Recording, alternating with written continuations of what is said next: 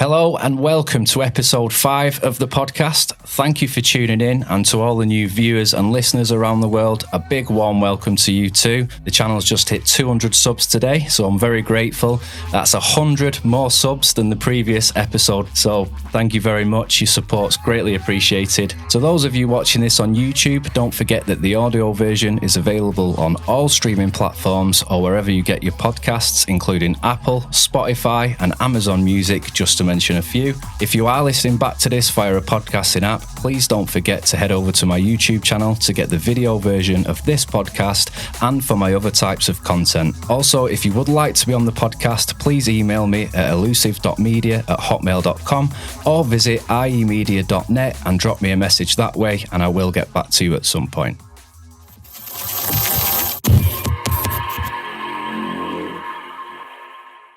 Today, I'm joined by Adam, who's travelled all the way up from Northamptonshire. Adam used to be a listener of this show that I used to co-host many years ago over in the alternative media scene, something that we will be getting into later on in the show. Adam's also spent many years involved with racing in the karting scene, and he was also doing the rounds back when a young Lewis Hamilton was getting going, something that we will get into later on, and just his journey in general and what's led him up to today and his way of thinking. Maybe some of it will be controversial. Maybe I'll have to cut some out, YouTube. Let's see how it goes. But Adam, I want to thank you for joining the show and travelling up today. Thank you. It's been a pleasure to meet you after speaking all these years. So, yeah, how's it going, man? Yeah, good. You're doing well here. Definitely. Thank you. Looking sweet. Yeah, it's getting there. Hopefully an improvement from the last episode when I had the red foam on the background. I think it kind of threw it off, didn't it? So yeah, the theme is back. The blue theme is back. But yeah, it's a pleasure to have you, man. I'm glad to actually meet you after all this time. We've spoke for years, haven't we? And yeah, it's just kind of surreal to finally hook up. We've been out for some food when you got here, which was good. Kind of full now. We've had a little chat about a few little things and what sort of brought us together. And yeah, I think before we get into that, though, let's learn a little bit about you and growing up and what led you into the motorsport thing, and then we can sort of move on from there. Oh, well, it's a pretty simple story, really. Dad was into motorsport and racing, so naturally young people get into karting, and that's it, really. If you've got deep pockets, you'll probably make it. If not, you'll probably go nowhere. So would you say petrol runs through your veins? Yeah, I'd say so, yeah. I love it. Yeah, same. So I've always been a bit of a car enthusiast, and like for me, it was when the first Fast and Furious film came out. It started like the boy racer craze and the neon lights, and Honda VTEC days. yeah. My mate had like a 2-litre Nova, and yeah, they were the good old days, and street racing and stuff. But yeah, you won't get away with a lot of it these days with no chance. Dash cams and and yeah, we're not promoting like driving like lunatics, obviously in a safe environment, of course, as Adam does on the track. Yeah. So what's that been like for you then, involved with the karts? Yeah, it's been good. It has been good. Mentally, it's good. It teaches you discipline. Yeah. And you know, it's just basically for now. Like now, I treat it as like a break from everyday life. I can't wait to get away, see my friends that I've got something in common with. Yeah. Because I'm not really a football guy. I watch it, follow it, but all my friends are into that. So I just look forward to that every month. Get away with like-minded people. It's good. Yeah. And you're still doing it today? I am. Not as much as I'd like to, but it's cost, really. It's expensive. Yeah. So you about 9 was you when you when I first started? I was 9 years old. I started in like a youth project, and I went through cadets and then the junior series into the senior series up until I was about 18, and that's when I finished. Yeah. Basically, when Dad said he ain't paying for it no more. Right. Okay. Wow. And I believe you come across a young Lewis Hamilton. Yeah, we're the same age, and he was the big rage in the day. You know, it was his name everywhere on the scene. He definitely had a head start on most. We'll say that. Chosen knowing what I know about the world today, I'd definitely say he was either picked for marketing or a good marketing opportunity. So he was definitely helped all the way through. Yeah. Which a lot of people didn't get that help. So, if you're turning up at a racetrack with your trailer and your dad and, maybe a small team and he's turning up in big Arctics, mechanics, unlimited budget, it's going to be a help. So would you say that the money is a massive factor in motorsport? Like money can get you places, track time, good teams, knowledge, need money. Yeah. You can have the talent and you can do well. You need it all, really. Yeah. Yeah. So that's what a lot of people lack, even though there are some good drivers that are probably just as good, if not better. Yeah, but because they don't have the money. Because they don't have the funds, you ain't getting there, especially these days. Yeah. Where it's all about money. Yeah. As such, the world, which we probably will get into. But yeah, so like what sort of led you from there then? You at that age, 18, start discovering women, drink, going out with your friends, priorities start to change. Okay. Yeah.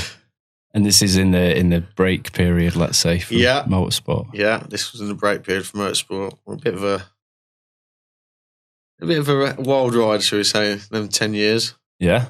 Yeah. From like going out all the time, the drugs, drink, waking up to the world, depression. Yeah. Coming out of that, trying to understand what life was really all about, really. Yeah. Yeah. And that's probably what's led you to listening to the show that we used to be on, isn't it? Definitely. It's kind of surreal. You come to the point, I think, where the world around you just doesn't seem to quite make sense, especially to what you're being shown on TV. Mm. And you start looking for alternative answers, really. Yeah. And that's when I came across the likes of you, Kev. Yeah. On the Kev Baker show through True Frequency. Kip as well. Kip. Craig, shout out, man. Yeah. First one I started watching was Kip. Right, okay. I see his last ever show. I'm sure he remembers it. Yeah. But, funny enough, he's coming down in a couple of weeks for an interview, so that's gonna be interesting to get into. Yeah, get the bleep machine on. Get the bleep machine on. Definitely. So yeah, you reached out to us, and you reached out to myself saying that you've given us feedback for a show that we did, and we've been talking ever since. That was like, I don't know, quite some years ago now. When was it when you finished there? It's 2015. 2015. Yeah. So we were both at Bilderberg, but we didn't meet then, did we? No, we were both there that day. Watford. Down in Watford, 2011, was it? Possibly? 2013. 2013. Yeah. And I think we both come to the same conclusion that maybe some of that was well set up. Yeah. But at the time, I don't think you want to believe that. You want to feel that it's all spontaneous and natural. Yeah. Just being steered again. Yeah, absolutely. There was a certain naivety from myself, at least, to think that everyone's in it for the same reasons. Everyone wants to change the world. Yeah. Everyone wants a better world for their families and their kids. And then you come to the realization that this thing that you're opening your eyes to has all bases covered. Pretty much. Every time you think you're getting somewhere, you learn something else. Yeah. Definitely. And there's always a curveball every time. Yeah. But but it was a good experience seeing like Alex Jones and David Icke, and you felt like you were part of something. Got the crowd going. Yeah. You felt like you could change the world. Yeah. But then you come back to reality, don't you? Yeah, you do. And so let's go back a step anyway and say like what changed you around to that like way of thinking and sort of woke you up? I know it's a cliche term, but I remember I was at work and I was very ignorant, shall we say, to a lot of the world, and I remember saying something I probably shouldn't have to one guy, and he said politely, "The world is not what you think it is," and he gave me 2 DVDs to watch, and I was like, whatever. Just put them aside. Yeah. And then one day, for some reason, I picked it up and I watched it. And that was Zeitgeist. Right, okay. Yeah, I remember which that. Blew my mind wide open to Yeah. the possibilities that everything we see Yeah. is not as it seems. Yeah. Basically. Yeah. We have to tread carefully, obviously, with YouTube guidelines and what you can and can't say, which is a shame because YouTube used to be about you, like the people, and freedom of expression and opinion and stuff. But sadly, things aren't as transparent anymore as what they used to be. And yeah, we just have to play the game if we want to have a voice. And if people want to think for themselves and look elsewhere for answers, then great. Yeah. Well, definitely encourage that. Yeah. Definitely. Yeah. But yeah, so I watched them. I think it was Zeitgeist, and I think the second one was called Damage Done. And that was basically about no longer being able to protest. So, and that was an eye-opener to the extent that authorities would go to make sure that didn't happen. Yeah.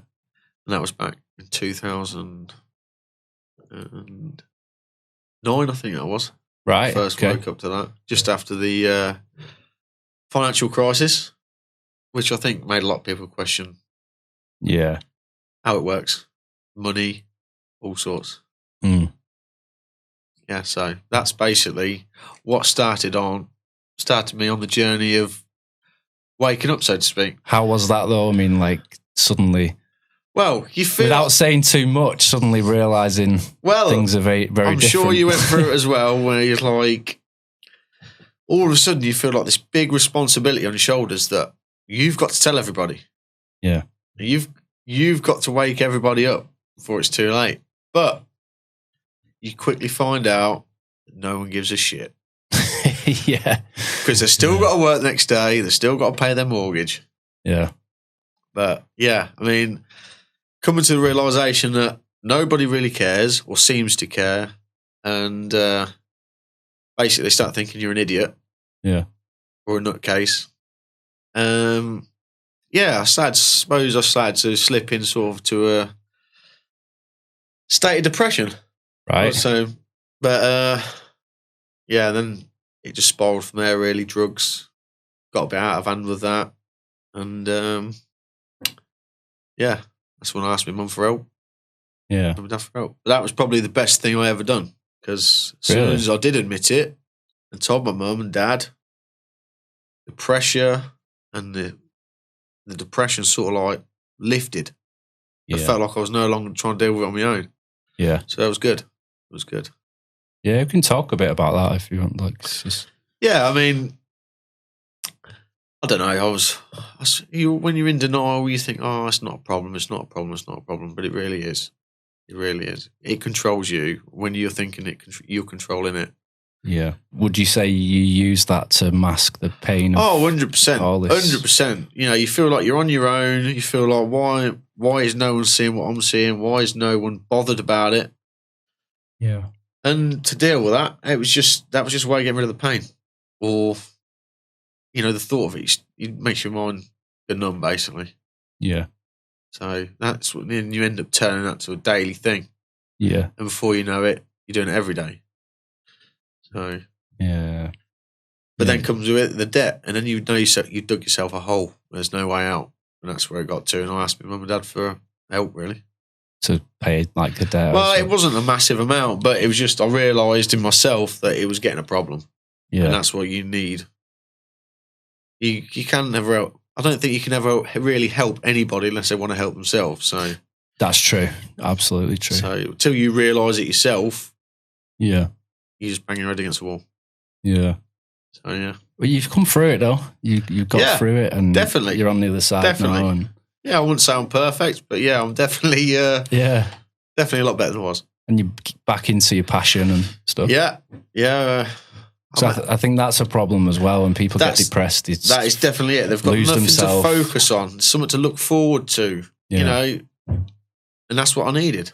Yeah. And I met a mate, my uncle Dan Street, lived down in Devon, speaking one time, and he talked about all the old karts he was going to start racing again. And I was like, well, that was my era. Right. So it just gave me that passion and get going, do it again. And I loved it. Absolutely loved it. Yeah. And it really sorted me out, to be honest. Yeah. That focus on something to look forward to, something to focus your mind on, something to spend my money on other than crap. Yeah. Yeah. Yeah. It can be quite draining, can't it? Like with all this, what do you call like the awakening phase and realization of things, to the point where I went through it myself, like 2007, 2008, where I couldn't sleep. I felt sick. It was just like, and you're trying to tell people, oh, look at this, look at that. And you're pulling your hair out thinking, why can't you see it? Yeah. It's just mad. It is mad. And then, like I say, I went on that journey for years with the radio stuff and the alternative media, co-hosting and speaking about this and that, and just like got to the point where it's just like nothing's changed. No. It's like but nothing's I changed. think that's more of the thing, that you think nothing's changed, but all the time, every little thing is making a difference, because there are more and more and more and more people waking up. Yeah. And the more people talk about it, the more people will wake up. So although you think you're not making any difference, no matter what little it is a difference. Yeah. People might say, watching this for the first time, like, what do they mean waking up? Waking up to what? I wake up every morning. Yeah. Can you explain what you mean? It's like, I suppose, like, waking up to the realization that not everything is as it seems, and history is like his story, and he who wins the war goes on to decide. Oh, yeah. That's another thing. It always seems to be the winners that are the good guys.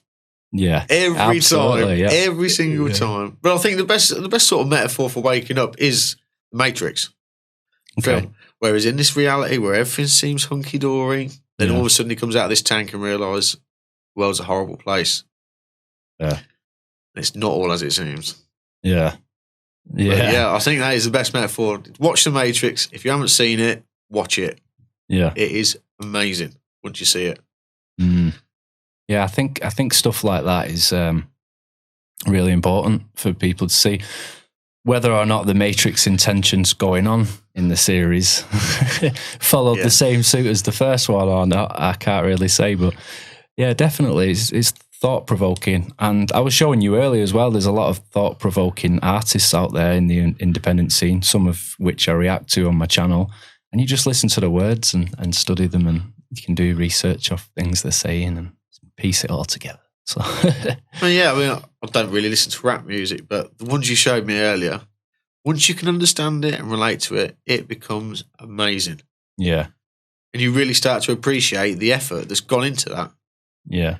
The lyrics. And when you're always singing about money, women, fuck the police, that sort of thing, that's just irrelevant to me. That ain't my life. I don't resemble, nothing of that resembles me. I can't relate to it, so I don't like it. Yeah, of course.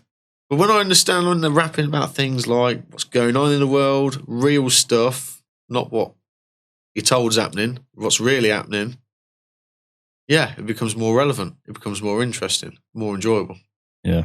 Talking of seeing things more clearly, didn't you have an experience you wanted to share in the DMT or something? DMT. Well, I'd seen I was going through this awakening process. It's like Terence McKenna on YouTube talking about DMT and hallucinogenics. Then you look into what could be. Is there another world after here? It just piqued my interest so much. So I've got to try it. Yeah. And I just jumped in, both feet first, straight in. And it was the first experience. It was like I was being let into it gently. I mean, I remember taking the toke, holding it in, breathing out. As soon as you exhale, you start to see all this rush of energy through your body, and then you start to see all these shapes appear in your vision. And I just remember shutting my eyes, and slowly it just felt like a smooth transition. And I was like, all of a sudden, inside the most beautiful kaleidoscope. And I was just slowly moving down it towards the centre. Wow. And that lasted for about 5 minutes. And coming out of it, it was just peaceful. Yeah. Amazing. Oh, way. Amazing. But on the other hand, the second time, I thought, I'll do a bit more this time. as you do. Oh, shit. Yeah, here we go. So, so I held it in, exhaled, and literally I just felt the rush of energy through my body, and it was a lot more intense and quicker. Just laid back on the sofa, shut my eyes, and it just felt like I just dropped out the bottom of my body, and all of a sudden I was flying through this, like, all I can describe it as is like space. And there was just these giant gold and black pyramids and giant red spheres. And they were just spinning everywhere around me, and it was like so intense. It makes you panic. And obviously, like with drugs, the more you fight it, the worse a lot of the time it gets. Yeah. And the worse it gets, the more you fight it. So shit. yeah, I mean, it was unreal. And then after that, come out of that, I was just like, that's enough for me. That's enough for me. I don't want any more of that. Yeah, yeah. But after a while, I thought, I'm going to try it again. Done a bit more of a more relaxing environment. Had like nice, gentle music on, chilled out, just with a couple of friends. I mean, a lot of the experiences are you with. Yeah. Yeah. But yeah, you start to you start to relax. You sort of know what to expect, and the more relaxed you are, the more enjoyable the experience is, and the more it seems to show to you. Yeah.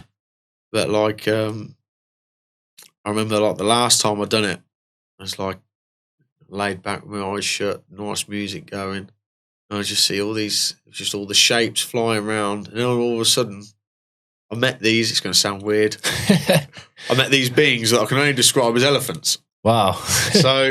And I just knew there was a Mr. and a Mrs. And it's like I could communicate with them. It was like they knew what I was thinking or talking about in my head, and I knew exactly what they were talking about in their head. Yeah. And the experience, I just literally, I remember feeling really, really cold all of a sudden, real chill. And I remember looking at his face, and he just, all of a sudden, I knew he knew I was cold, and instantly, like that, I was red hot. Wow. And it was unreal. Wow. And as I was sort of like coming out of the experience, sort of like you had like all this information coming into your head, and you don't even know where it's coming from.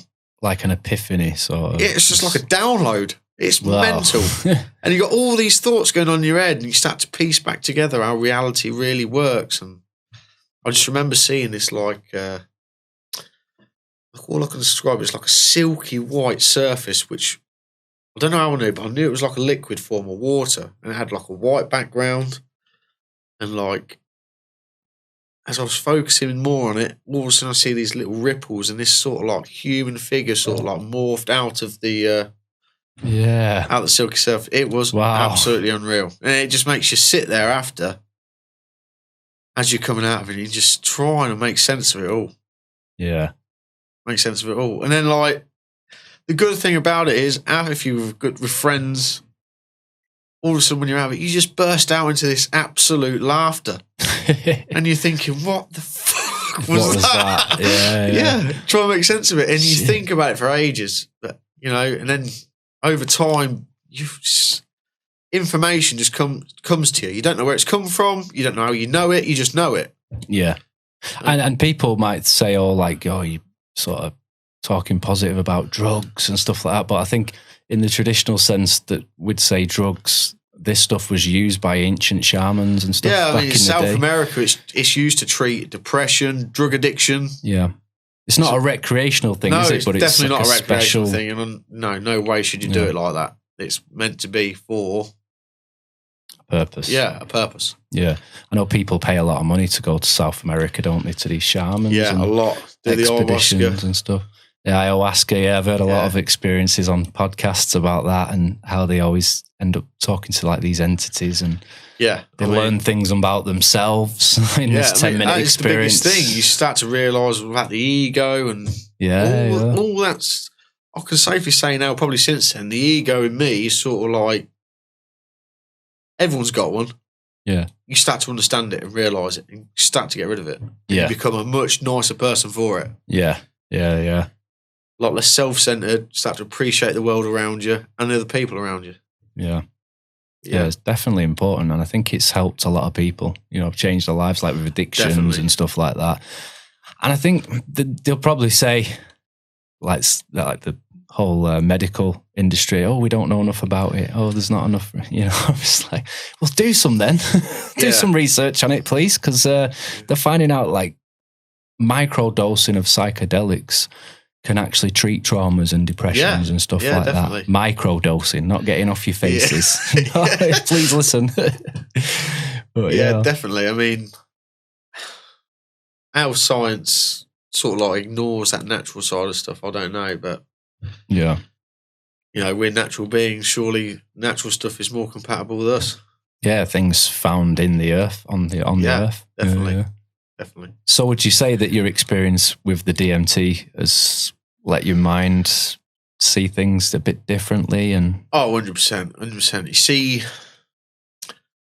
You start to see things really for what they are and not how the media wants you to see them, basically. You start to see through the lies before you've even looked into it. Sort of like your gut feeling starts to be more, you rely on that more. Yeah. Definitely. Would you say like an instinct or like 100%, a feeling? 100%. It's like, I say I had it before, but I say it's a lot more, you know it.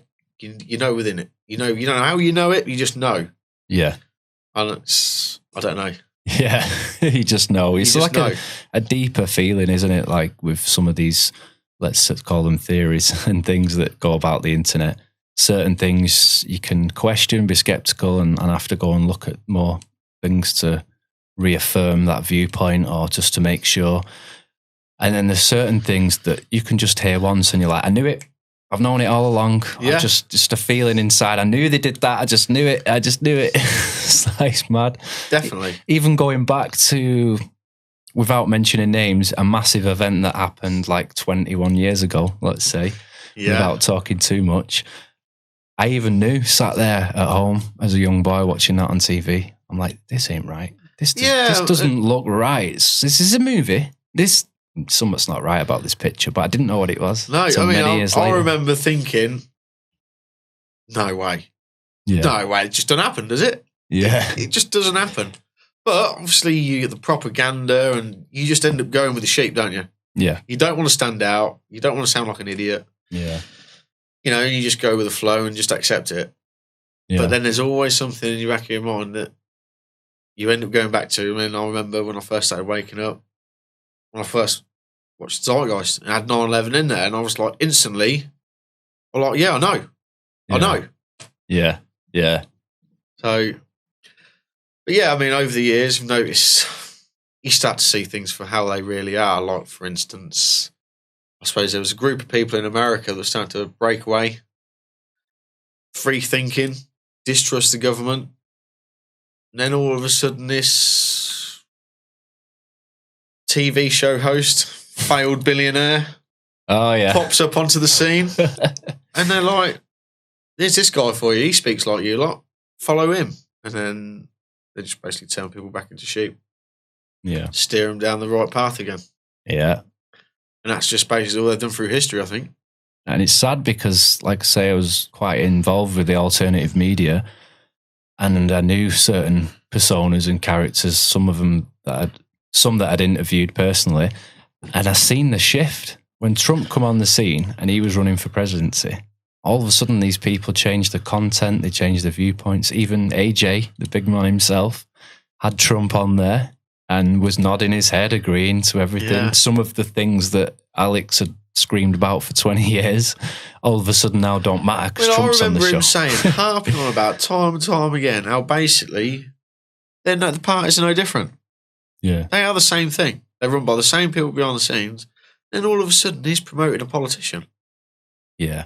You're like, what's going on here? See, he used to talk about the left-right thing and yeah, all the time. And now it's like, I'm a Republican. It's like, oh, Jesus. I suppose it's Democrats, left, right, red team, blue team, divide, conquer, rule. Yeah, so basically all they do is they spot a group of people that are probably starting to try and make their own way in life or a better way for themselves in life. They stick a figure in front of them, someone to them to look up to. which they are in control of, and they just steer you back down the path they want. Yeah. Job done. Yeah, because didn't Trump say that he was going to drain the swamp and he was going to expose this and expose that? Yeah. All secrets will be revealed. Just vote for me. You can count on me. And what did he do? Get? Nothing. Fuck all. Nothing. The swamp were his best mates. Yeah. That he's been involved with all his life, making his billions. Yeah. And I think that's the sad reality of politics. I think these political systems are built up by people that have all gone to the same rich private schools and they're in the same networks and they keep it quite close-knit. Does anyone know when the last time we had a prime minister that didn't go to Eton? I don't know. No, probably not. No. Mental. Yeah. Mental. Yeah. When has a common folk ever been a prime minister? Mm. And you got like the Bullingdon Boys Club, that sort of thing. They're all in their own little secret groups. Yeah. And they all seem to get their mates into the, what are they called? The positions around the table. Yeah. It's mental.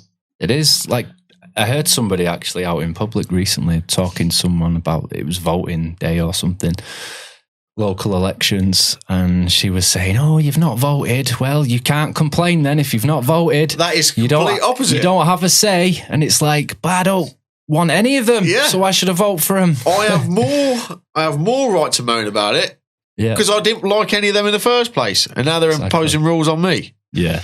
So. And this whole democracy thing is a bit of a shambles as well, because it's supposed to be the majority ruling of what the people want. But then when you look at the numbers of people that actually vote and how many votes the winning party gets, how's the majority ruling? Yeah, I would love to know what would happen if all of a sudden no one voted.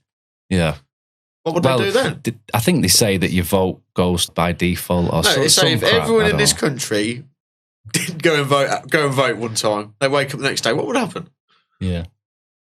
I wouldn't have a clue. I wouldn't have a clue what would happen. Yeah. They'd probably just stay in power, wouldn't they? Yes. Yeah. Their dictatorship. Well, you're obviously all happy with us then. Yeah. Yeah. Oh, it is just crazy, isn't it? The way things have panned out. And me and Adam have seen the progression of it over the last decade or two. But yeah, I mean, how can you have faith in a political system when we see the things they've been getting up to and all the scandals and just crazy. It's like through the last big event in this country. It's like politicians, their mates, they've already got their money in their pockets. They've already got the big contracts to their friends, whether it be the drug companies they already know to invest in. Yeah. It's just an absolute farce now. Yeah. And how if people can't see there's something wrong now, then there is no chance of any of us getting anywhere. Yeah.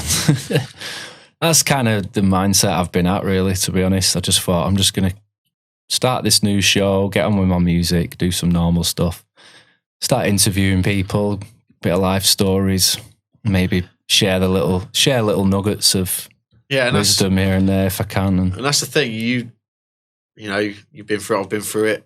It consumes you. It does. You're here to enjoy life at the end of the day. You're here to experience love, life, friendship. Yeah. And, it does take its toll and it grinds you down and down. Before you know it, 10 years were gone for me. Yeah. And I just think, what a waste of time. So, and after the last event, I was like, it started to eat away at me again.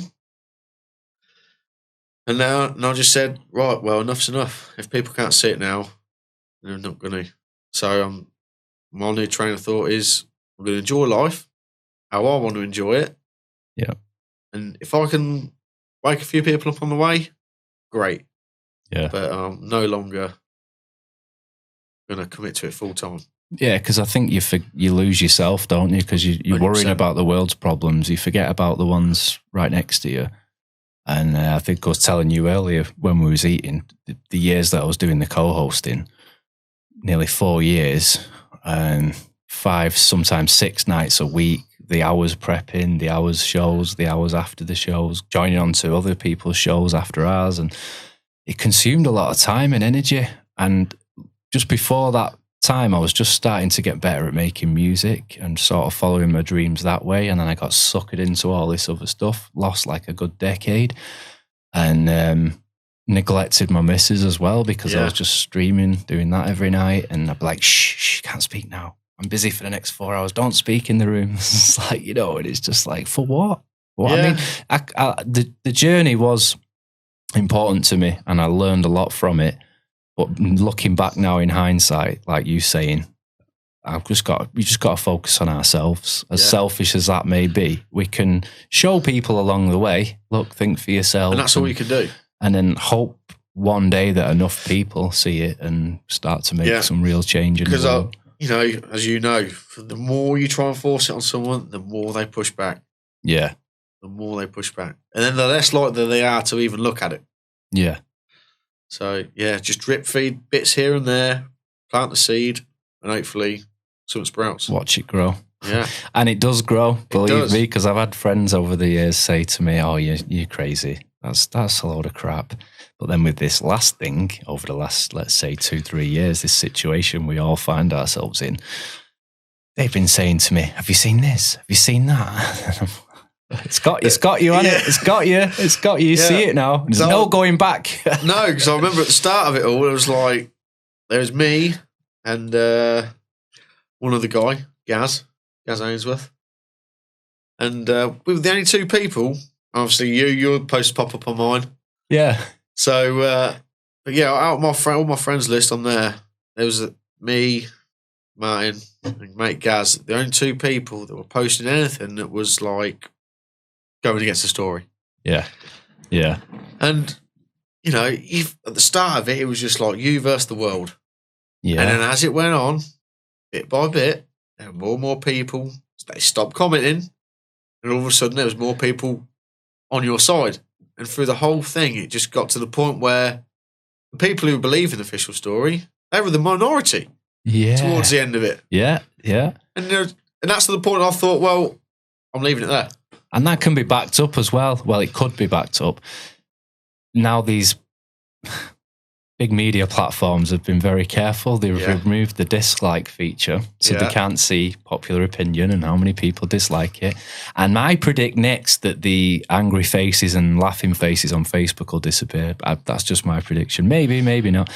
But that was another way as well, because just before that happened, we were seeing, like, let's say a mainstream narrative type article, and then you'd see it'd have hundreds of thousands of dislikes compared to likes, and then all the comments just like, and then they changed it so you can no longer see the dislikes. Yeah, because it was the majority of people who were against the story, who were looking into stuff, actually taking the time to research stuff, would read that and think, that's shit.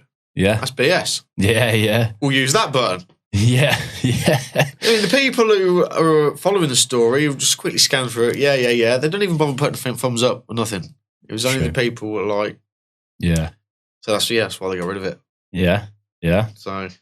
Yeah, it's crazy. It's crazy. We live in a mad digital world now. Everything's changing. I don't think we have much time left in terms of free speech, to be honest. Not.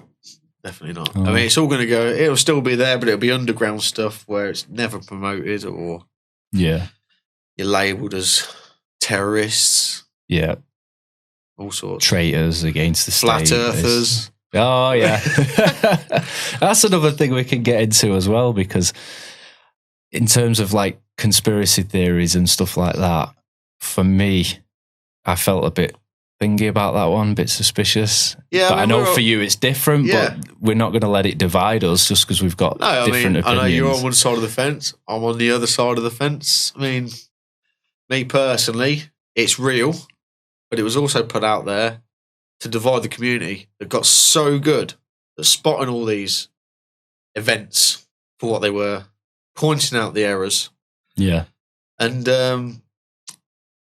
I think they need to stop that, because it was waking too many people up too fast. So I think that's one thing they put out, knowing that it would be controversial, that it's so big. Yeah.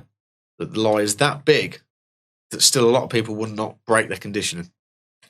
Because the first thing you're taught at school is where you live on the ball. Yeah. Yes, I'm a different sort of viewpoint to it all, really. But I agree with what you said. Oh, you think it was put out and it turned everything up on its head, didn't it? And we see it now when people have questioned certain things. It's like, oh, I bet you're a flat earther too. Yeah, and that's also why there's never ever seems to be one reason why they do anything. They always try and maximise it by doing something that can be branched off and they can get a benefit in other areas. So, like for instance, like you say, they just tarnished everybody with a bad name, flat earther. It also allowed them to start deleting channels. Yeah, because people were willing to accept channels being deleted about flat earth because obviously it's crap, isn't it? Right. Yeah. I was reading some articles actually earlier before you come, and it was talking about YouTube tightening up on conspiracy theories, flat earth. It basically labelled all conspiracy theories in with flat earth and QAnon. Yeah. And I thought, if that statement alone isn't the red flag to anyone that's been around a while and knows about conspiracies and all the different ones, and how there's wacky ones, there's stuff you just know, there's stuff that's you'll never know, but it's interesting. When you've been around the block, you just know that statement affirms my view of, yes, it was put out there. It's sort of like took the place of conspiracy theorist, isn't it? Flat earther. Yeah. Basically, that's what it seems like to me. Yeah. If you type something into YouTube and it shows you nothing of what the real people who believe that theory are talking about, to me, that is why they're hiding it. Mm. Is there something to it? I believe there is. Yeah. You believe otherwise, but I see all this fighting all the time between flat earthers and people who don't. And it doesn't matter. Yeah. It does not matter because the enemy is still, they're still marching down the road with their agenda. Yeah. We're scrapping about. We need to get on with it.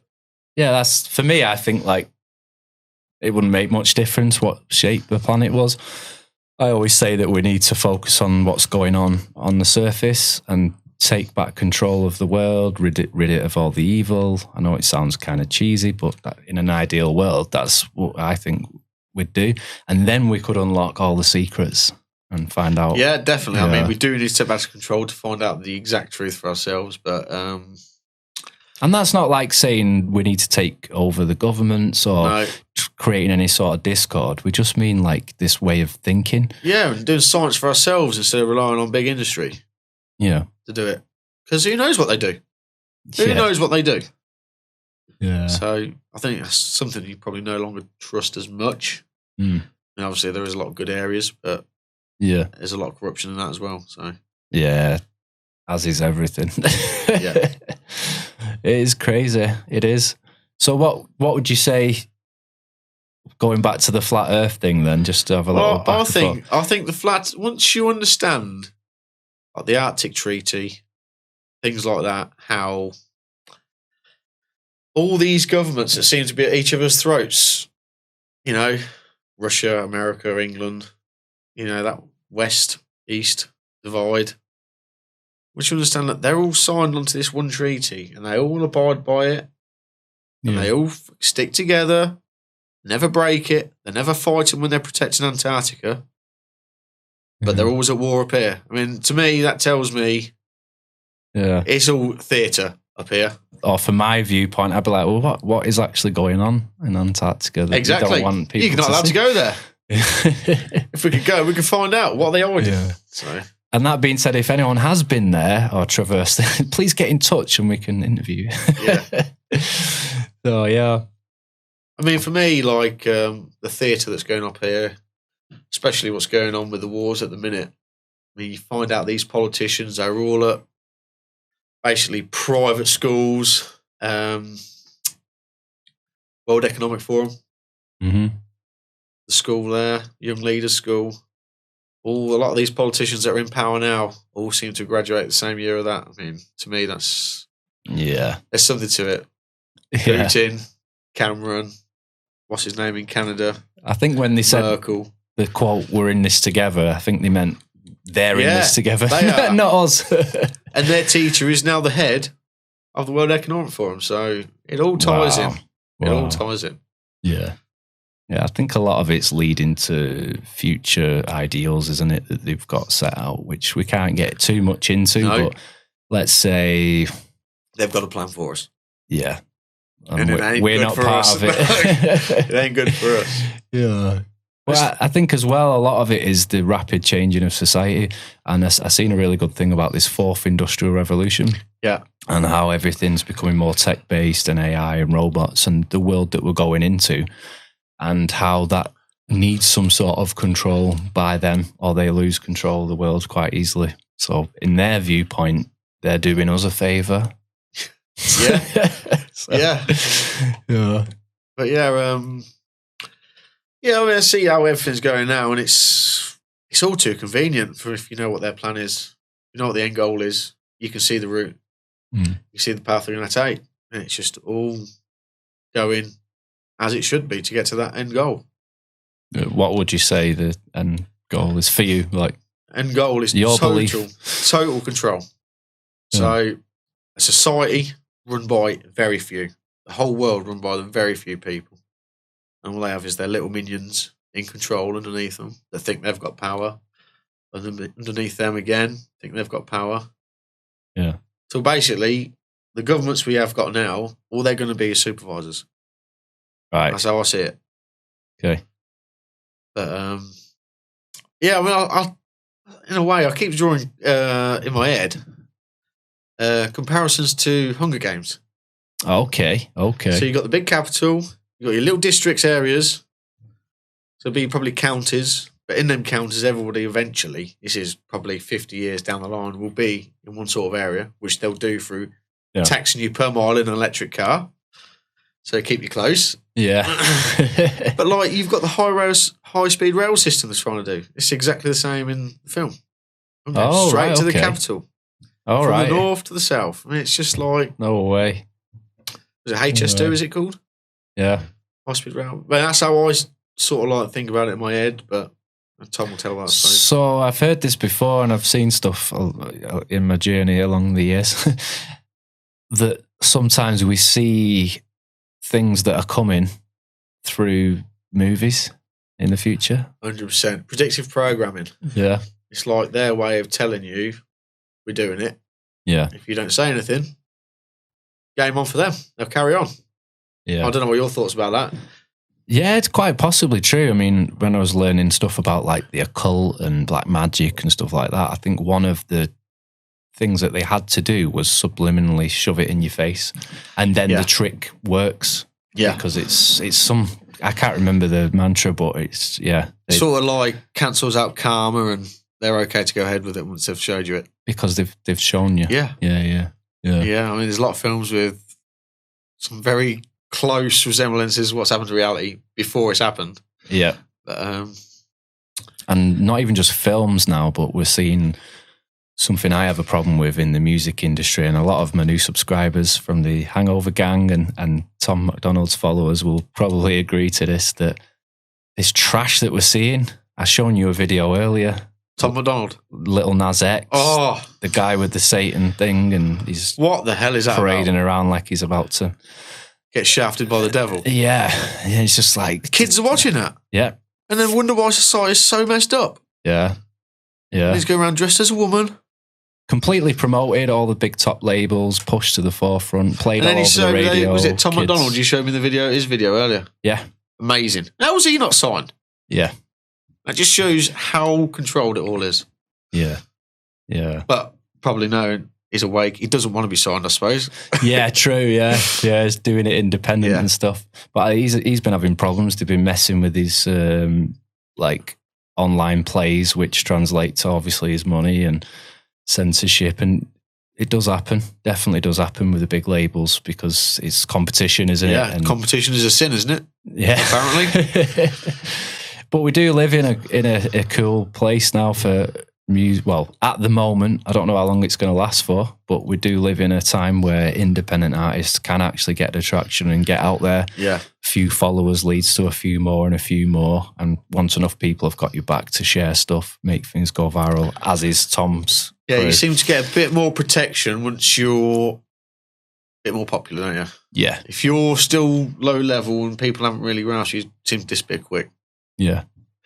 So, yeah, it's probably safety in getting out there more, isn't it? Yeah. Definitely. Another artist that I've been following a lot as well is Chris Webby. I've shown you one of his tracks before, the Raw Thoughts, and how he's getting into like everything, just like firing shots at everything. And you even said to me, how is this still on there? How can... And I think that comes back to when it's a form of art, you can portray whatever you want, because they do it all the time. Yeah. Yeah. But yeah, I mean, listening to his song, it's like he ain't left nothing out in that. No. Everything is in there. Everything. Yeah. And if you want to see the reaction to that, you can find it on my channel, the Chris Webby Raw Thoughts reaction. One of the first videos, actually, that I put up on this new channel. So go and check it out. Yeah, good. I thoroughly enjoyed that. I'd never seen that before, but I'll be following him from now on, definitely. So I wanted to ask your views on cryptocurrency, because I remember speaking to you a bit back, and I think you were a little bit invested in Bitcoin, or you had an experience with it, which we can which all ties back to me depression and drug days as well. But really, so I think it was, I started following it, looking into it around 2011-ish. I think I can't remember what year it was I bought it, but I remember buying 20 Bitcoin for 70 quid. Right, okay. Wow. And it just sat there. Wow. And over the years, the price went up, back down, and up again.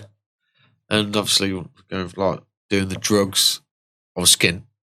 So I started selling bits of it to get me by. Shit. Do you know what I mean? Wow. To the point where I ended up with my laptop broke, and there was half a Bitcoin on there. So I just left it, got about it. And then, like, with what's happened in the last couple of years, I'd look at the price and I was like, no way. So I had to dig that old laptop out, and I managed to save half a Bitcoin. Wow. Wow. So that's about it. But yeah, I mean, I think it totaled, what if I'd have kept all 20, just under £1 million. Wow.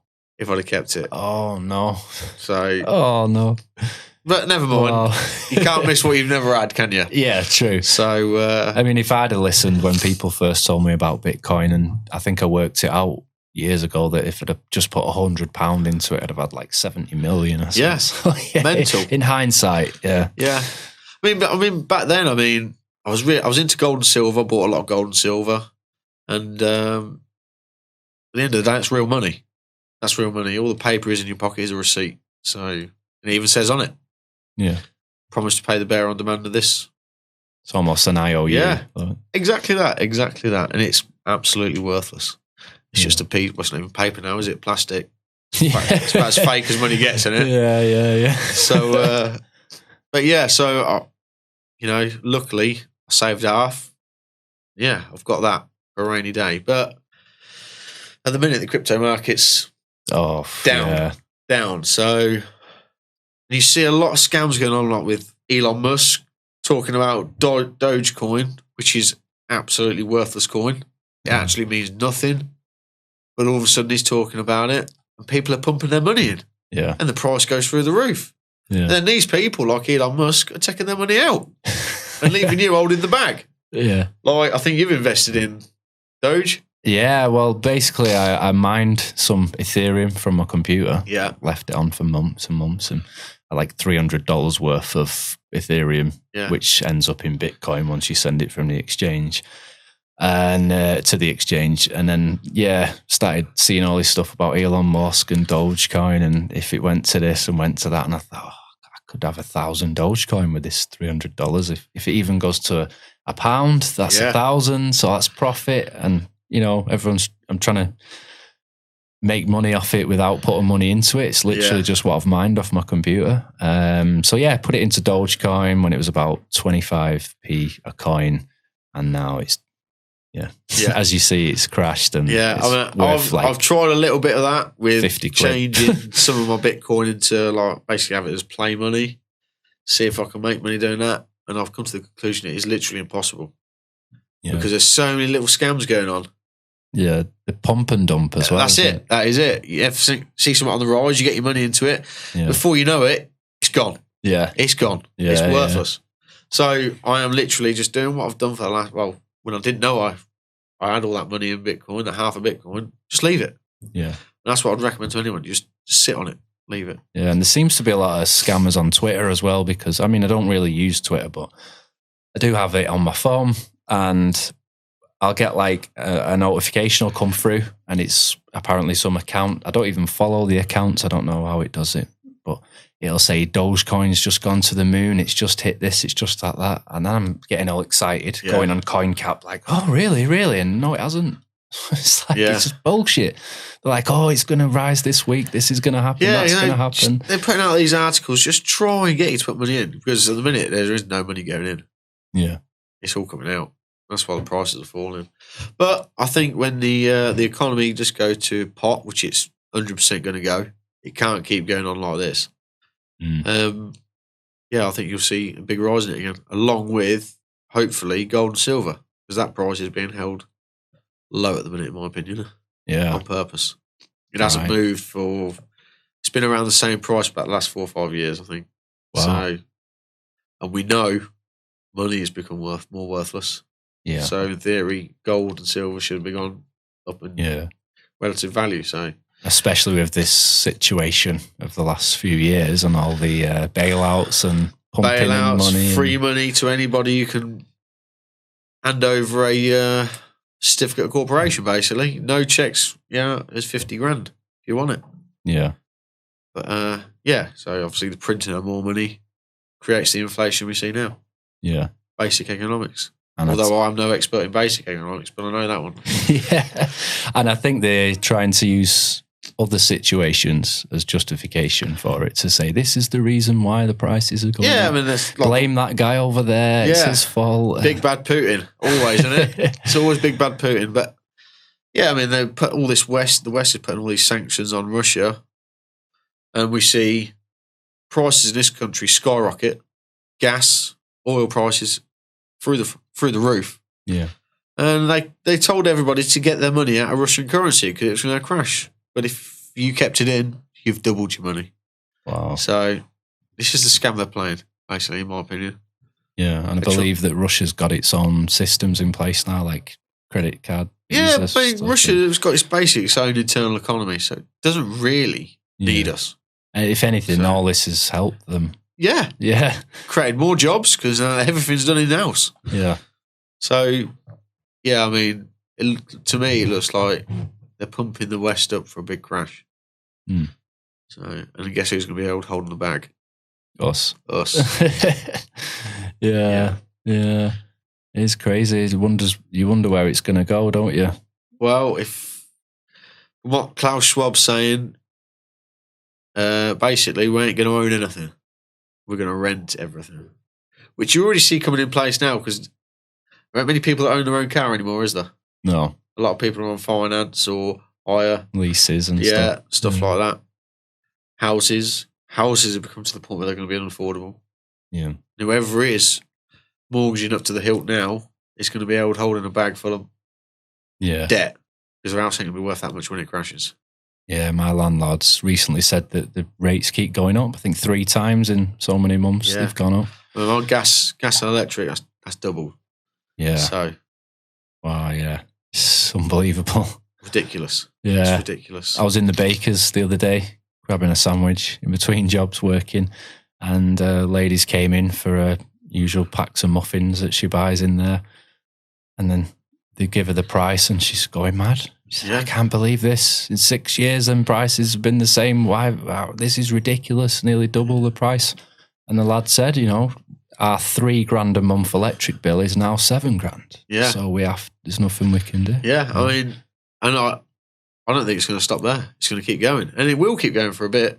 House prices, although you hear they're starting to put interest rates up now, so that will start to slow it down, obviously, because there's more debt attached to the loan for the house. But yeah, I mean, first-time buyers, that is going to be the problem. That's probably going to be what kills the market, in my opinion. Yeah, because there's lack of. Yeah, I mean, how many people can get 10% of a $300,000 mortgage for a first-time buyer? Yeah, there ain't no especially down my way, there ain't no cheap houses left. Yeah, So yeah, they've not made it easy, have they? no, At all. and most people on these low interest rates are already got as much debt loaded onto them as they can with the car. I mean, I know some people that are paying, £500 a month for a car. Yeah, that they're never going to own. Yeah, it's ridiculous. Yeah, absolutely ridiculous. Yeah. It's all about the look at me. Yeah, it's the rat race. That's all it is. The rat race. Yeah, there's limits, isn't there? Oh. You got to live within your means. I mean, I remember the days where if someone had a nice car, you knew they had a bit of money. Yeah. Now you can work at McDonald's and get finance for a fucking Range Rover. Yeah. It's ridiculous. It is ridiculous. Yeah. Yeah, I'd never buy a new car like that. No. My car's 20 years old and does me good. Yeah. That's all I'm happy with. A to B, cheap to run. I ain't bothered. Anymore. Been there, done it when I was younger. Got it out of my system. Yeah. Yeah, it's nice to have an Oscar. Especially being in the motorsport. So yeah. You must be a bit of a speed freak. No. Racing. On the road. No, I hate driving on the road. Hate it. Really? Yeah. If I can get away with not driving, I won't drive. Yeah, you see all sorts of mad things on Facebook now, road rage clips and all sorts of dash cam footages and like, wow, Jesus Christ. It's unreal. Yeah, and it's like, things that were like horrifying ages ago, like people just find them funny because they're on Facebook now and like Twitter and things that are absolutely kicking someone in the bollocks will get like 10 million views and it's funny and it's just like, it's idiotic. Yeah. In my opinion. But that's how society comes down to the culture and stuff and what people society's want. Done. And like, you go out now, and I remember when I was younger, going out in the early 2000s, you're always trying to chat with the women. Now you go out and they're all sitting around on their phones texting each other and they're only across the room. Yeah. It is mad. And then you see all this online abuse they need to clamp down on.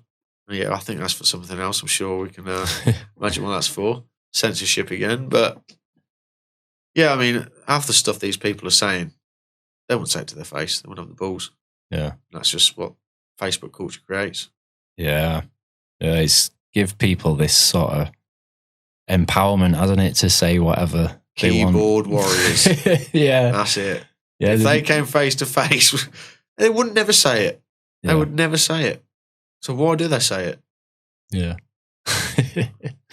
Yeah, I got into some let's say back and forths with people over the last few years. But I got to the point now where I don't get triggered. I just don't even comment. The best thing about that is they're you can imagine them on the end of the keyboard going absolutely mental because you're saying something different to the official story. Yeah. And you just sat there calm as hell, and that's the key.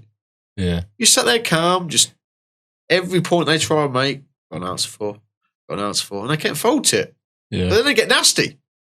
Every time they get nasty. Gets personal. Yeah. I think that again comes down to like they're unable to process that thought of being wrong. Yeah, and it's also fact, if they actually, even though it doesn't matter how obvious it is, if they come to the actual realisation of think, yeah, that's right, it's right there, they have to question everything. And that is a life changer. It's all of a sudden, they lied to us about this. What else have they lied about? Yeah. Then you realise everything's a lie.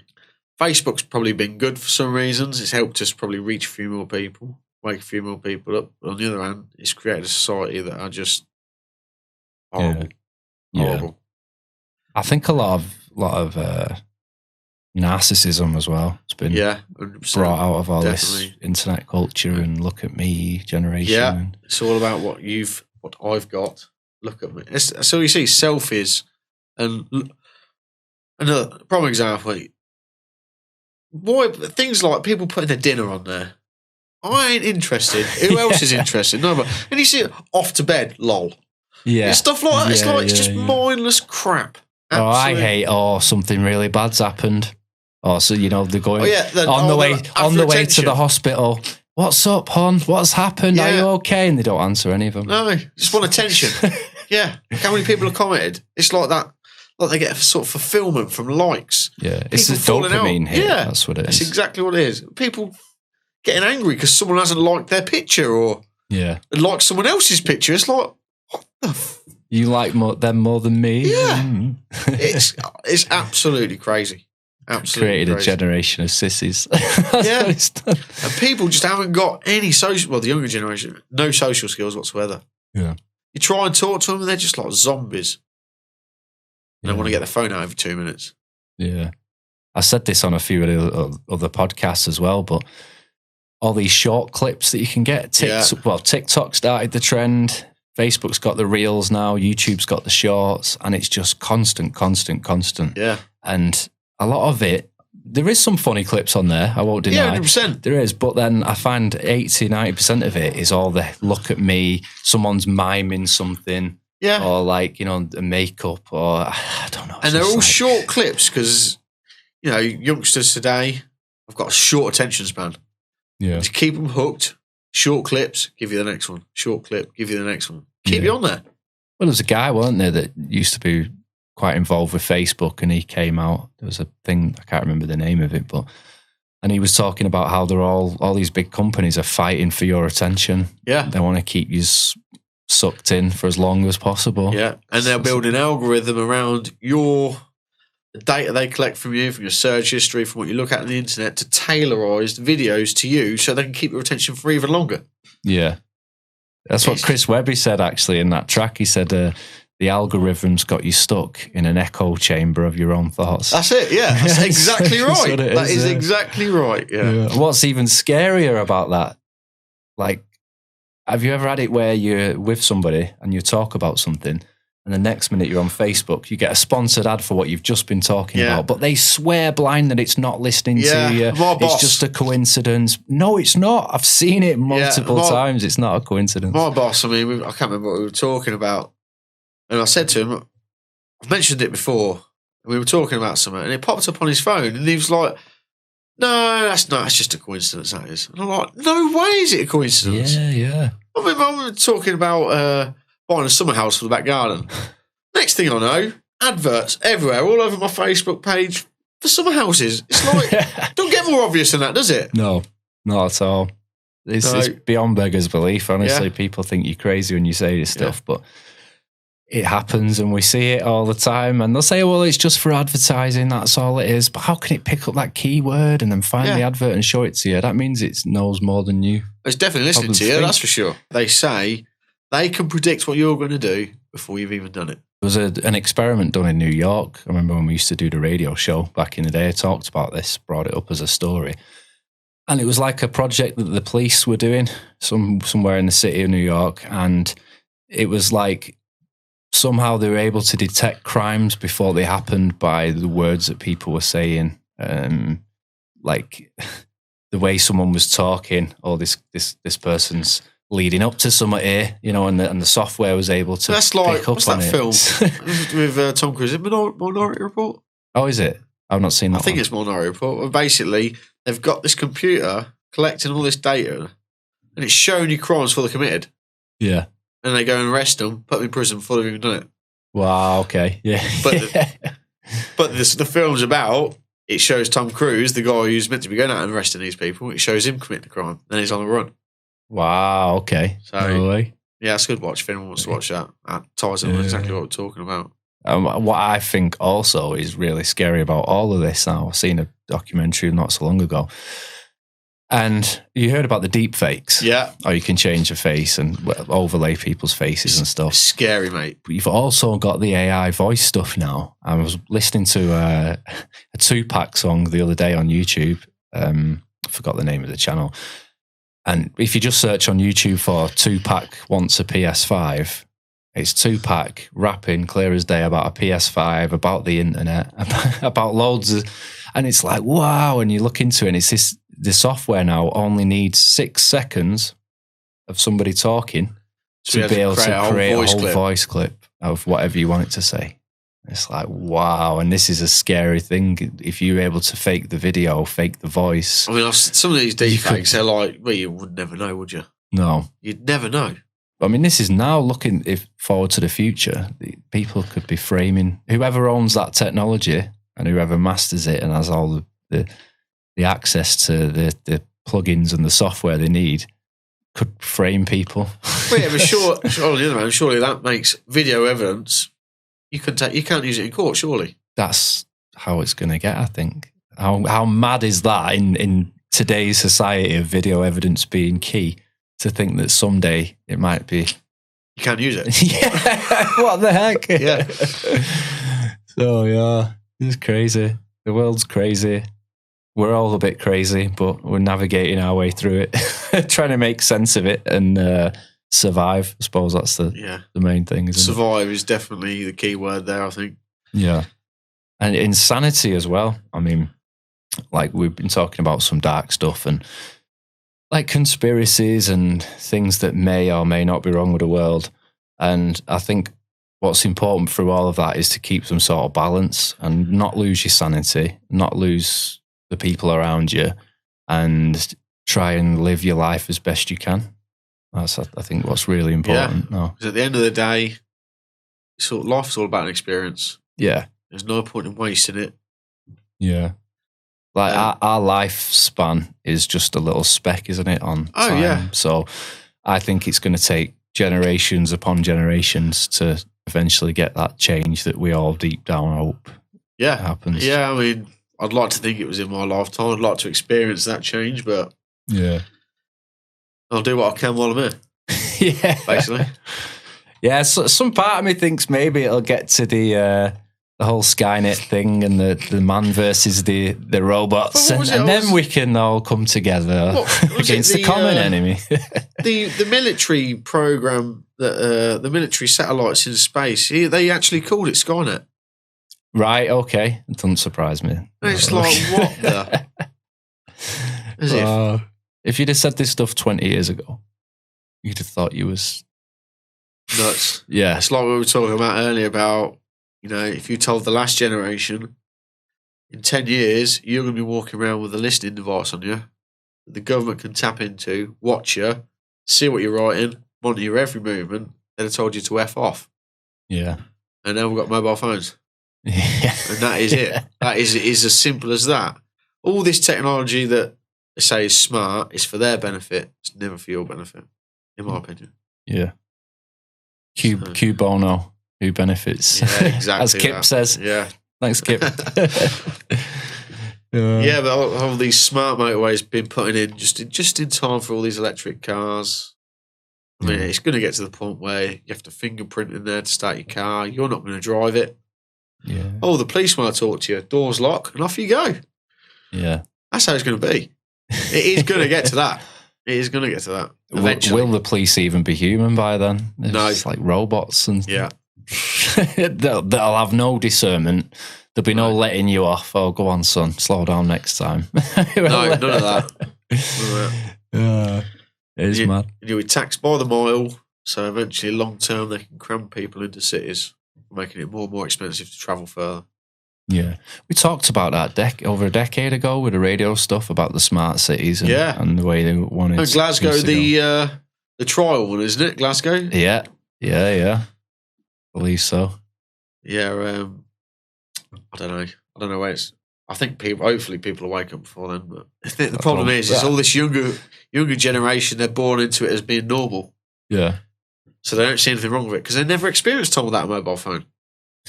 Sometimes going up the fields, playing with your mates, making fires, little dens, getting dirty. Yeah. I think what we need is a big flare off the sun, just to wipe out the electronics for a few years and let us get back to nature. Well, that would be reset. That would be ideal, yeah. But sadly, people lose their shit. Oh yeah, Facebook, Instagram goes down. Why is my iPad? I can't play my iPad. Yeah, that's what parents do now. My son, when the Wi-Fi's gone down or the internet's been, tantrums, might have missed the bill. It's been cut off. It's just like, wow, tantrums, world ends. It's like there is other stuff you can do, son. The thing is, I don't blame half the parents today because although I've not got children myself, but I see it. Yeah, I mean, whereas like when I was younger, if I was playing up a bit, my dad would find something to entertain me with, or take me somewhere, or bring onward. Yeah, but now it is just give them the iPad for 2 hours. Yeah. I've been guilty of it myself, honestly. Yeah, it's and like a pacifier. I get it. There you go. Society and everybody is that busy and that much to do now, or to keep on top of. Yeah, it is easier. Yeah. And they rely on that. And that's it, to me, it's been designed that way. Yeah. Yeah, I've seen I wish I could show them actually on here. I might try and edit them into this show. Be cool to watch back on the visual. But some pictures, a collection of pictures someone shared on Facebook, and it was showing the world today.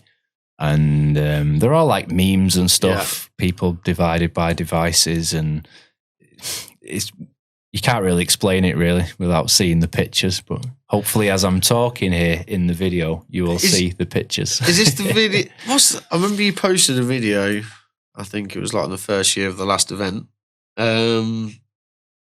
The Awakening 2020. Is that what the video's called? It's like a cartoony thing. Oh, right. No, that was somewhere else, I think. That is absolutely amazing. Yeah. You have to put a link to that in there. That is unreal. Yeah. Powerful stuff, that. Yeah, there's some cool people who do them animations, and they're good at putting stuff together. I remember the was it the I Pet Goat series? Do you remember that? Yeah. It was doing the rounds. That had a lot of symbology and symbolism and foreseen plans and stuff like that. Yeah, no one ever knew the studios where he made it. It's one of them, anonymous sort of things. And some people would say, well, was it the powers that be that put that out? The subliminal mastery of black magic showing you the trick in your face without you even knowing you've seen it, sort of thing. I don't know. But it is still interesting. And we see it in The Simpsons, don't we, allegedly? Everything that's ever happened's been in The Simpsons, isn't it? Yeah. Even the flat earth's in The Simpsons. It's brilliant. Is it? The dome. Oh, right. The baseball stadium where the ball smashes the glass ceiling, the water falls in, like start to talk about in the Bible. It's right. Mental. Wow. It is good. A friend of mine, friend Steve, he's half there, half awake. He ain't gone full hog, which I don't blame him, because he wants some comforts in life, I suppose. He don't want to get rid of them. Yeah. But he showed me a Trump video, and then he's walking down some steps, and then there's this sign to the left, and I think someone drops something or falls over. And then they showed you the same clip, same camera angle, same thing in The Simpsons. Identical. It was years before, yeah. Have you seen it? Yeah. And it's like the woman is, I don't remember if it was a woman or a bloke. I think they dropped something, and it's like same colour, next to a little sign, down the escalator, same angle. I was like, well, that's not by coincidence. Yeah. It's impossible. I don't believe in coincidence, full stop. But predictive programming, I think they call it. Yeah. As I was saying before, in Hollywood, that's a big thing. Yeah. Massive thing. If you want to see what's going on in the future, dissect a lot of the newest films, and you'll probably see glimpses here and there. And they could say like art imitates life, or life imitates art, and that's just how it is. It's no big conspiracy, but is it? You 100%. Think for yourselves.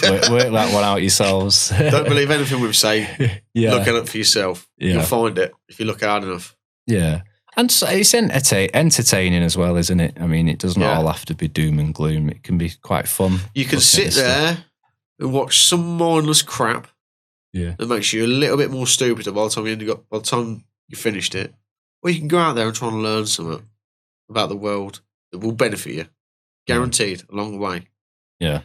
At the minute, I'm trying to take a little bit more of a step back from, I'm looking at too much stuff.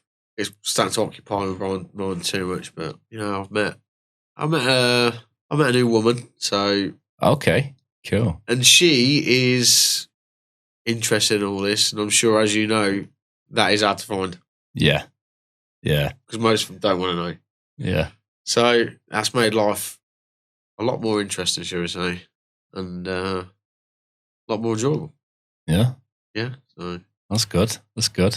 So at least you can get into it and look at this. Well, I can feel like I can just talk about what I want now instead of having to worry about how I'm coming across and just be yourself as well, isn't it? That's the main thing, to just be yourself. There's nothing worse than having to self-censor how you feel. And I mean, if you're in a relationship where you have to think about what you're saying. I mean, It's not right. To me, it's not the right relationship, No, is it? exactly. I mean, a relationship to me should be effortless. Yeah. I mean, if it takes 1% of effort in a relationship, you've got to keep that up forever. And you can't. Yeah. So over time, it's just going to break down. It needs to be effortless from the get-go, in my opinion. Yeah, and then it'll work. The couples that hold this facade, they can't ever know this, or they can't know that. Yeah. They're screwed from the get-go. Yeah, there's no exactly. transparency, and they're hiding who they really are. And it's just like, just be yourself. If they don't accept you for your views, then they're not right for you. I mean, it's no different to someone having a religious view. We don't demonize them, do we? So if we want to think a little bit differently about what might go on behind the curtain, does that mean we're bad people? It's the same thing again, though. People don't want their reality turned upside down. And if they ain't ready for it, they ain't ready for it. Yeah. End of. So you need to find someone in life, especially if you're on this side of the fence, who's compatible. Because it just don't work otherwise. Yeah. I think it's really cool, though, seeing the new generation of people starting to think for themselves. Yeah. And I think, as is the event that happened in 2001, without being specific, for me, that was a key event that changed my way of thinking, and millions of other people, and started to wake us up to anomalies, let's say, in narratives that are used. And I think this event that's over the last few years has been like that on steroids. Yeah, I think that's why there's such an urgency to clamp down on it all, because it's spreading like wildfire, and you're getting mass droves of people that are questioning things. And that's not good. Yeah, I mean, definitely, because it just seems that although the internet is there for their control, while there's still freedom, it's a double-edged sword. Yeah. So I think that is the next thing to go. I think the way they combat that as well is by putting stuff out there that is completely ridiculous, labeling it all under the same umbrella of conspiracy theories, and then deterring the general masses from even looking into it in the first place. Prime example is going back to flat Earth. I mean, first, if you type in flat Earth in Google, the first thing you get is the Flat Earth Society. Right. Which there isn't a single real flat earther that actually entertains any of them ideas on that site. Right, okay. So, that's interesting. You're funneled to there to read all these ideas. They're absolutely ridiculous. Yeah. And no wonder people think it's stupid. Yeah. So you're automatically deterred from even looking any further. Yeah. So that's part of the game, I suppose. I'd say look at it, as with everything, I'd say look at it and make your own minds up. For me personally, I mean, I watched hours and hours and hours of it, and then I went watching hours and hours of like the debunking stuff, and people sort of showing how their theories don't match with this science or whatever. And to me, maybe I'm just thick and not educated or unable to understand it, but for me, I felt like what they were saying made more sense to me rather than the flat earth people's views. But that doesn't mean like I'm a flat earth shill or a disinfo agent. So calm down, flat earthers. Yeah. It just means that I just see it from a different view, but I'm not going to let that divide me. And then I come from the understanding as well, and not being new to the game in alternative media, that things like this are used to divide the community. And for me personally, that's what I feel like it's been about. Yeah. But that doesn't mean there's not some truth to maybe some of the anomalies that they point out. I think the best lies are 90% true, aren't they? Yeah. So, I think they put their little spin on it and make it unbelievable, knowing that it is going to separate a fairly united community. It was at that point, wasn't it? Up until then. And, once they divide us, that's it. Yeah. That was one thing we were good at. Online, the community getting together, solving these events, showing what was happening, and they just created this bitchy, bickering divide through something that I think there's something to it. You don't, but there ain't no need for. No, why not? We agree on so much more. Yeah. So much more that's I feel more important. Like, I mean, for some people, that might be like the most important thing because it reaffirms the lies about everything then.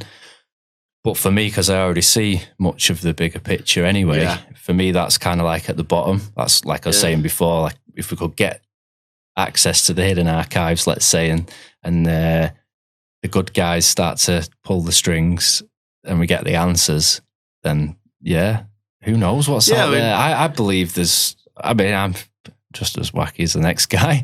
I don't believe we're alone in the universe. I really don't. It took me a good 6 to 8 months to get my head around it. And it was just like, my first reaction, like I told you, I was listening to you on TFR again, and you were all taking the mickey out of it. And I was laughing along with you because I thought it was absolutely stupid. I thought, what a bunch of fucking idiots. Yeah. And, but there was something that compelled me to look into it. And I don't know. I didn't believe it. I thought it was stupid still, but there was still something in me telling me to look at it. I just kept looking and looking and looking. And all of a sudden, I can't really explain it. It's not necessarily one thing in particular. But the penny dropped. And you need to forget what you have been taught. Yeah. And because you're always thinking in your back, right, it's flat with a fucking 92 million mile away sun above it. Why is the whole Earth lit up? How's there a darkness? You need to forget all that. It's a completely different model. It does work better than the actual solar system model that was shown, I believe. And it's not the be all and end all. No. But I hear a lot of people say, well, it makes no difference to my life. I guarantee it will. Because once you know it's flat, you know there's someone else. Because it don't get here by flat by accident. With something up, well, maybe something over it. Who knows? Yeah, I can definitely. I mean, I can agree on certain things, like how we don't see certain images from space, and like how they use a lot of composite footage, imagery of the Earth. Like you see these so-called satellite pictures of Earth, and you realise it's put together with composites. Yeah, so it's not. None of them are actual photos. Images. They're all just literally a computer-generated image. Yeah, and then they put that out. They tell you it's an image, but they make it sound like it's a photo. That you're actually seeing that. Yeah. But like, I mean, a good example for me, which piqued my interest. This is before I thought I believed it. Yeah. Which was, so I look up in the sky in January, say. Yeah. And I see the certain stars, constellations in the sky. And then 6 months' time, when I'm on the other side of the sun, looking out the other way on my night time, I still see the same stars. That's impossible. That is impossible. That's like standing on one side of a van, looking out and seeing the scenery, and then standing on the other side of the van and still seeing the same scenery. Right. It can't be done. There's something to it. Yeah. What it is, I don't know. But what I'm pretty sure of is our space is described as wrong, at least. So, yeah. How did that sound? Have you heard that one before? Yeah. I've heard bits, but I don't know. I just can't wrap my head around it being a thing. Well, I can see Orion's belt now. I can see Orion's belt in the sky. Yeah, it might be a slightly different angle, but in 6 months' time, I shouldn't be able to see it, should I? On the other side of the sun, facing the other way. I can't give you the answer, but I don't know. You shouldn't be able to see it, should you? If you look in the opposite direction, should you be able to see it? No. No, you shouldn't be able to, should you? And the sun would be in between you and that. Yeah. So you wouldn't see it, but you do. Right. You do. Okay. And our stars have never moved in the sky. I mean, they say they do, but you don't get no parallax, and they're all moving different speeds, but they're still staying in the same space, same place. I mean, we've got old, ancient structures that point to the North Star, and they're still bang on the North Star. 5,000 years old or so. Yeah. So how much do they move? We can't be spinning around this great thing and everything else moving around. It just does not make sense to me. Well, there's different theories, isn't there? There's like holographic universe. Yeah. And then there's simulation theory. Yeah, that we're all in some simulation. Electric universe theory, I think, ties in with flat Earth pretty well. Everything's electric, which we know that pretty much already, don't we? Our bodies are all electric. Yeah. Storms are all electric. And so, yeah. But that's... that's about as far as I'm. But then once I know. I'm not really obsessed with it anymore after that. So right, cool. Now some food for thought for people. Just can be fun, I suppose, to go down the rabbit hole and look at all the stuff. And I mean, for me, it's no different to like looking at sci-fi or people who are obsessed with Star Trek or something. They don't get stick, do they? But people who are into alternative things are getting all this hassle and labelled as crazies and stuff.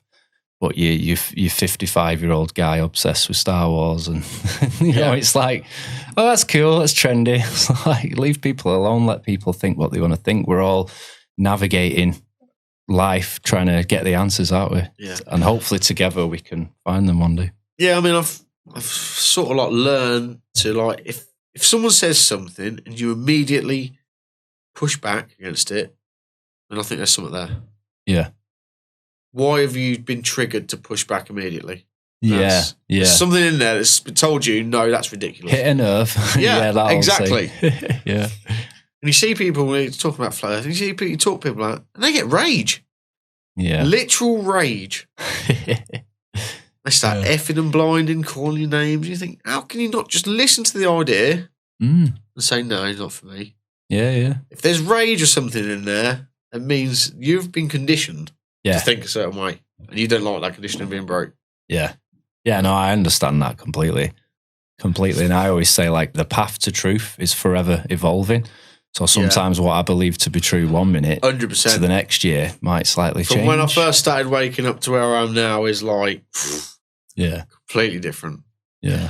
Obviously, the more information you get, the better picture you have. And sometimes I think at first, when you start seeing all this stuff, and you're more susceptible to believe anything, and sometimes you can get tucked down.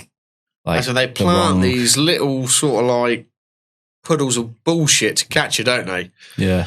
And they steer you down another path, and then you have to retrace all that to find the right path again. And like we were saying about your gut feeling, you sort of like learn to recognise it more. Yeah, definitely. And it doesn't catch you out as much. Use your own discernment. Definitely. And intuition and feeling, gut, like you're saying. Yeah. And that's what it's about, isn't it? We're all trying to figure things out, and there should be no harm in having a debate or a discussion, which seems to be frowned upon now. How dare they question anything? Shut up. It's like, what? You're just talking, man. Just leave us alone. You can't say anything anymore. Yeah, I've got a few friends that follow the flat earth stuff, and they mention stuff to me, and I'm not like swearing at them and throwing things at them, and you know, it's just a conversation, man. I think once people get so far down the rabbit hole, so to speak, they learn. I'll probably control it, be more open-minded, I suppose. They can accept an idea without actually believing it. Which is a sign of an intelligent man, isn't it? Yeah. I always try and work things out for myself and think, why do they think that? What's brought them to that conclusion? And that's where I was with Start Flat Earth. Yeah. I was taking a piss with you lot. Yeah, I mean, our show got took down, didn't it, the next day after that? Why? Yeah. Why? That's another question I have for that network that I used to be on. Like, why was that took down? We're supposed to be free-thinking individuals questioning things in alternative media. And the minute that we did the show and sort of ripped it apart at first when it was doing the rounds, we were told that, no, that's not acceptable, and the show was deleted, took down, and it was, we've got a new host coming to the network, Mark Sargent. Who's doing the Flat Earth he's stuff. The first documentary I watched. Right. Flat Earth. So he appeared. And I thought, after watching that, what a fucking ridiculous idea. Yeah, I thought the same. Because he was on about volcanoes that were like lava machines under the floor creating volcanoes. I was like, you can't, even if that ain't even real. It can't even be real. That doesn't make no sense. I seen a video of him and some other big flat earth name, and they were arguing about theories, and they couldn't even get on amongst themselves. And I'm thinking, fuck's sake. So there's different communities then in the flat earth, isn't there? And it's like, what? Yeah. So again, to me, that just shows the segregation and the divide. And a lot of that was ego stuff. Was it? Yeah, I mean, at the time when it first I followed it from pretty much the start. I think it was 2013 when you made that Hangar 18 episode. Oh, right, yeah. December 2013. Wow. I'm sure it was on 2014. But I followed it from the start and see it evolve and evolve and evolve. And you see all these different theories, which are great to have loads of different theories. You explore, no one knows. It's great. It's entertaining. Yeah. You know, it opens up your mind to anything. possibilities or anything. Yeah. And then gradually, you see these egos step in. That's wrong. He's a shill. Yeah. All that crap. And it's just like, it got so toxic. It was unreal. Yeah, and then you can see the people who stayed out of it, and they're the people I went to. Oh, they're the people I started to watch more. Like Jeronism. Love him. Brilliant. Yeah. He had a laugh with it. And he was of the simple mindset of the everyday man. He wasn't scientific. You know, he learnt it as he was going along. And that's the journey, and that's was made it a lot easier for me to understand to start with. Yeah. And then he got to the point where he was just showing you how all this complex theory and maths is just absolute trash. He was on TFR for a few years as well. And he's good. Rob Skeeber, he was another one. He died now. There's another one that's gone. Yeah, so many personalities in alternative media passed away these last few years. Unbelievable. Yeah, but he was more of he went for more of the religious angle. Right. So, and it was good. I mean, there's a lot of religious groups saying that, you know, it's turning people away from God. But they were doing the exact opposite. It was making people more religious because what they were seeing with their own eyes, once they got rid of all the programming, was exactly that was described in all the ancient cultures, including the Bible. Right. It's only been the last 70, 80 years that we thought we were on a ball. Right. So, although they claim all these globe ideas, but they're all Freemasons and they haven't actually put it out there, but they're convinced the masses only in the last, 80 years, I suppose, 60, 70, 80 years. Oh, okay.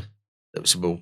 But before that, all the ancient cultures had exactly the same idea, exactly the same depiction of how it all worked, all the same models. Wow. There's got to be something to it. I'm not the all-seeing eye. I don't know everything. Honestly, I could be wrong about so much stuff, and I'm just learning, just same as everyone else. Yeah.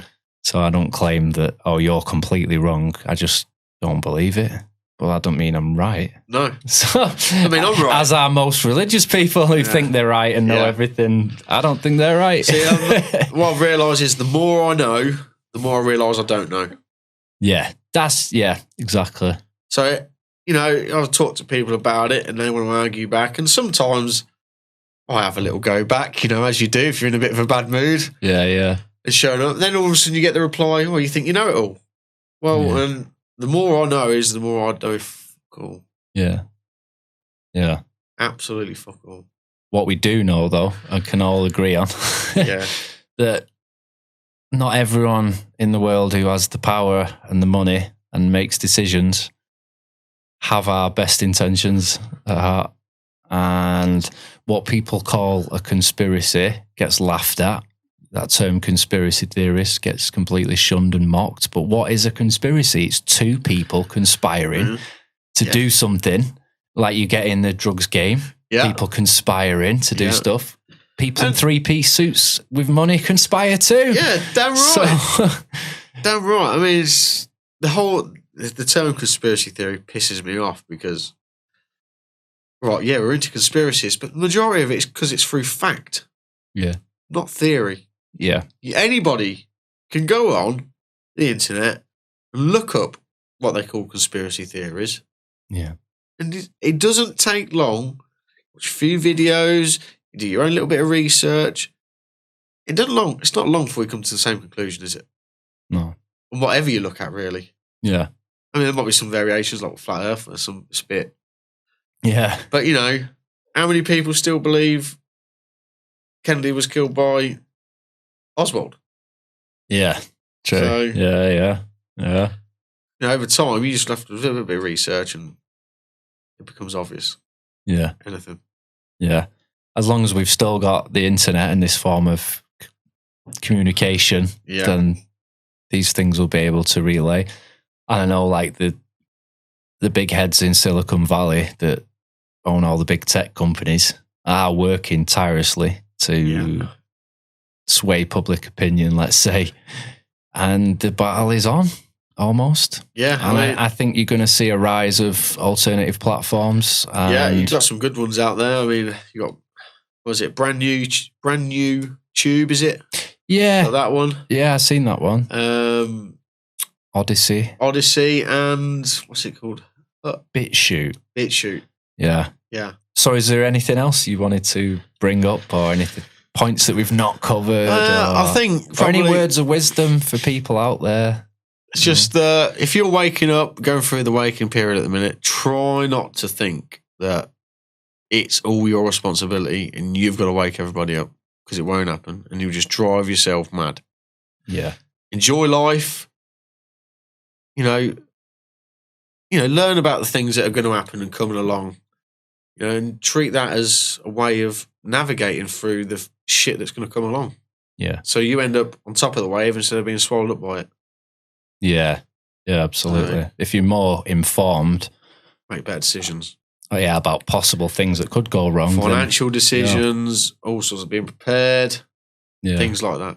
And that's not just like prepared in the prepping sense, is it? That's prepared mentally in the mind, and like you say, so you don't freak out should you need to act fast and stuff like that.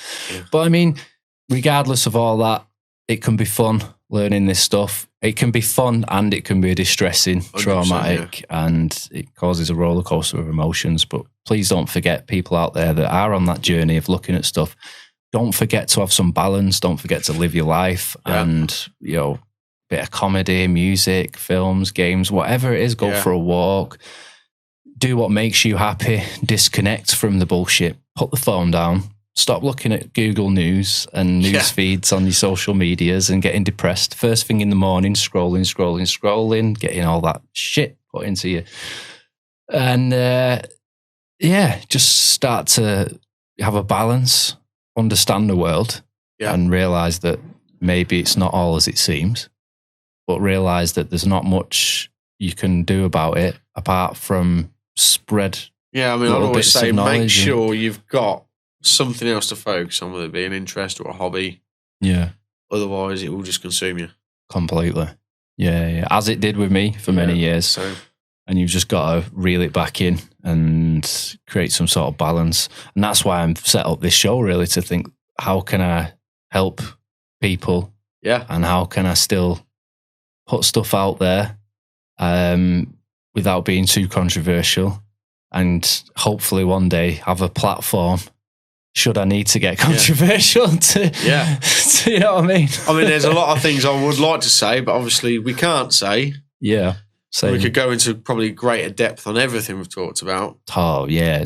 10-hour show at least. Yeah. And the rest.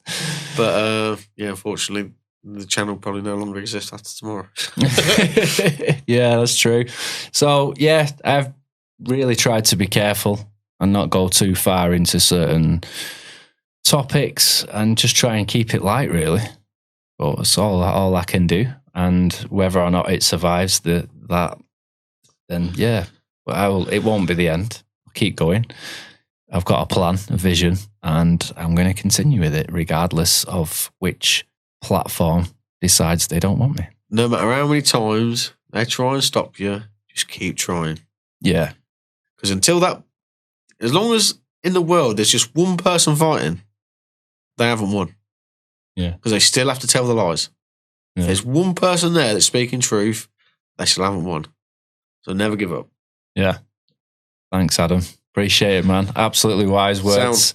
It's been a pleasure to have you on. It really has. Appreciate you travelling. I've enjoyed it, mate. I've enjoyed it. I was a little nervous because I do not like the sound of my own voice, but yeah, I think you sounded a little bit nervous at first, as I always am every time until we get started. I hate that first part of it's rolling and starting it. As you know, at the beginning, I did the intro a couple of times because I just didn't feel it was right. Or it's just, I hate it, man. I hate it.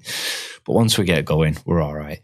Anyway, big shout out to all the listeners and all the new subscribers out there. It's really appreciated. And all you guys out listening on the podcasting apps, thank you very much. Appreciate it. Apparently, we've had more listeners in America last week, over in Texas. So that's like Pennsylvania, Texas, Philadelphia, California, Russia, Somalia, funny enough, Australia, and loads around the UK. So yeah, thank you to you guys out there too. If you are listening back to this via one of the podcasting apps, please don't forget to visit my YouTube channel to get the video version of this podcast and for my other types of content. And don't forget to visit iemedia.net. You can leave me a message, get in touch, Illusive.media@hotmail.com if you want to get on the podcast. You have a story to tell, I'll check it out. I will get back to you. Appreciate it. But yeah, Adam, thanks very much, man. Appreciate you coming up. Man, I've enjoyed it. It's been good. It's been good. So yeah, thanks. Cheers, pal. Yeah, man. Tradition. Peace. Peace. Thanks, everyone.